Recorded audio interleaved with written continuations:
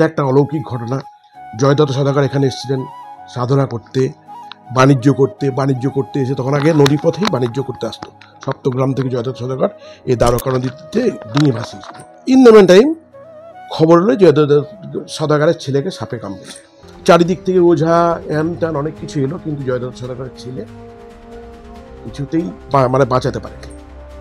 অন্যদিকে জয়দত্ত সওদাগর যারা রান্না বান্নার জোগাড় করছে, তারা একটা শোল মাছ নিয়ে, কাটা শোল মাছ নিয়ে এই জীবিতকুণ্ড মায়ের যে পুকুরটা আছে, এই জীবিতকুণ্ড পুকুরে সেই শোল মাছটা নিয়ে ধোয়ার জন্য এসছে। তাদের কাটা শোল মাছ জ্যান্ত হয়ে পুকুরে লাফিয়ে পড়ে। তখন জয়দত্ত সওদাগর সব খবরটা দেয়। ছেলে তো মৃত, নীল হয়ে গেছে। জয়দত্ত সওদাগর দেখলো যে মায়ের পুকুরে যখন কাটা শোল মাছ জীবিত হয়, তাহলে আমার ছেলেটাকে আবার দেখি বিসর্জন করে দিয়ে সেই ছেলেকে মায়ের জীবিত কুণ্ডে ফেলে দেয়।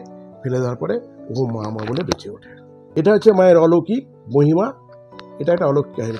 তারপরে জয়দত্ত সওদাগর কি করলো, এখানে ওই তারাপীঠ শ্মশানের শিলাময় মূর্তিটাকে তুলে ওখানে দেখবেন মায়ের পাদপদ্ম বলে দুটো চরণ আছে, ওই চরণের ওখানে একটা মন্দির প্রতিষ্ঠা করে পুজোর ব্যবস্থা করে যায়। নাটোরের রানী রাজাদের আমল চলে আসে, তো তখন এই নাটোরের রানী ভবানী তারা দেবী, তারা এখানে মায়ের মন্দির, তখন এখানে মন্দিরটা করে ওই শ্মশান থেকে মায়ের শিলামূর্তি নিয়ে এসে মায়ের বিগ্রহ করে, যে মায়ের যে রাজবেশটা দেখতে পাচ্ছেন, যে তারা একদম মা কালীর রূপে জীব বের করে বসে আছে, ওইটা প্রতিষ্ঠা করে।